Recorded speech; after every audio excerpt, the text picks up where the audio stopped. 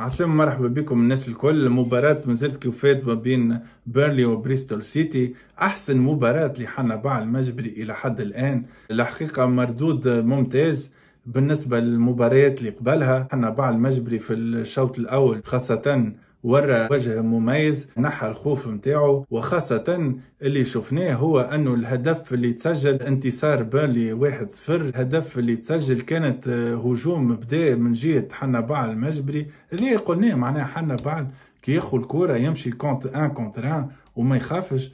وقتها معناها دخل من الجهة اليمين، جاو 3 لاعبين جبدهم من جهته، عمل كروس سونتراج في 18 متر، رجعت ثم من الجهة اليسار كوليوشو دخل عمل بينيتراسيون، ثم عمل باسون روتري، تسديدة من رودريغيز ترجع قدام أنثوني سجل هدف الانتصار. فهذه هو معناها حنبع وصل لأنه أول أكسيون يعملها، أول أكسيون معناها اللي نحى الخوف ودخل عمل بينيتراسيون، وقتها شفنا كيفاش جاب الهدف، جاب الخطر. هذا هو المطلوب من حنبع المجبري. هبطوا كأساسي، الحقيقة ما كناش نستناو أنه حنبع يهبط كأساسي، خاصة بعد الإصابة صارت له مع المنتخب الوطني التونسي. نفكروا أنه خرج من الستاج وما لعبش في المباراة ضد غامبيا، رجع لبيرلي، ولكن معناها فاجأنا انه دخل كأساسي، ومعناها ياسر دخل كأساسي. نتصوروا بعد المباراة اللي قام بها اليوم فك بلاستو كأساسي.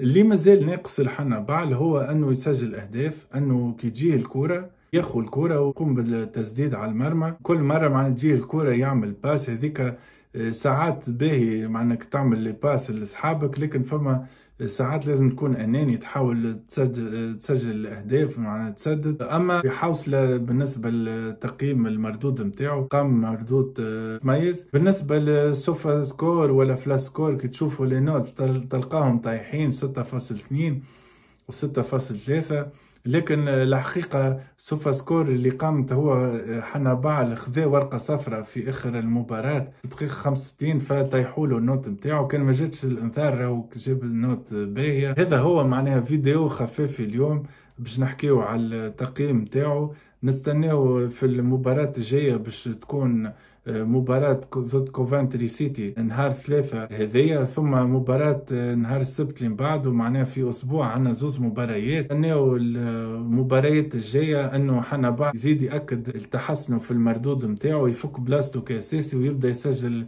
الأهداف ويعمل ليزاسيست. متنساوش تعملوا سبسكرايب للشان، تعملوا لايك للفيديو، ونشوفكم في فيديو جديد.